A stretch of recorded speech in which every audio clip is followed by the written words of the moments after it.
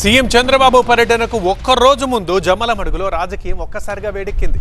కూటమి నేత BJP MLA Adinarayana Reddy, YCP MLC రామసుబ్బారెడ్డిల మధ్య మాటల తూటాలు పేరుతున్నాయి.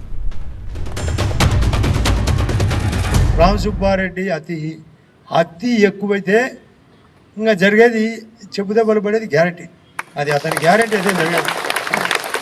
ఇప్పుడు చూసినాం, మాకు అంతా చూసినాం, మా ఇంట్లో మనుషులు నష్టపోయినాం, మాకు రకరకాల సమస్యలు వచ్చాయి. సెంట్రల్ జైలు చూసినాం, అతనికి సుప్రీంకోర్టులో కూడా మా పుణ్యమానే అతను బయటపడేది. ఏం ఉత్తనా కొడుకుడు, నేను ఓపెన్ చెప్తాను, ఏదో ఇద్దరు కొట్లాడుకుంటారు, నేను చూస్తా ఇచ్చిపెట్టారు అంట. ఎందుకంటే 2 సార్లు కొట్టుకోవడమే, మనం పట్టుకుంటే మాత్రం పుడుచు అంటుంటారు. అట్టనే ఈ నా కొడుకులకి అంతా చూసేది. ఇప్పుడు 3 ఏళ్ళు ఉంది, మీకు సూపర్ సినిమా చూపుతాం జగన్కు, ఈ వైఎస్ఆర్ పార్టీకి ఖచ్చితంగా జరుగుతుంది. సినిమా చూపిస్తామా నీకు అని మన వాళ్ళందరూ కలిసి పులివెందులో అతనికి సినిమా చూపించారు లేదా?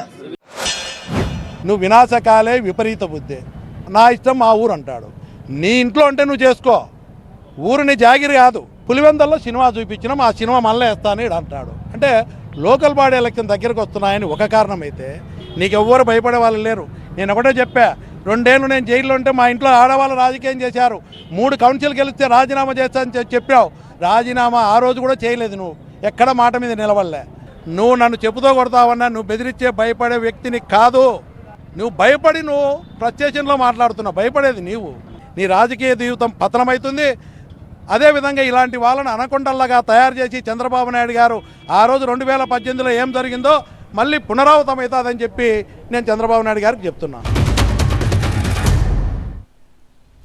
ఇది ఇవాల్టి 2 స్టేట్స్ బ్రేక్ తర్వాత సూపర్ ప్రైమ్ టైం నీలిమ అందిస్తారు. చూస్తూనే ఉండండి టీవీ9.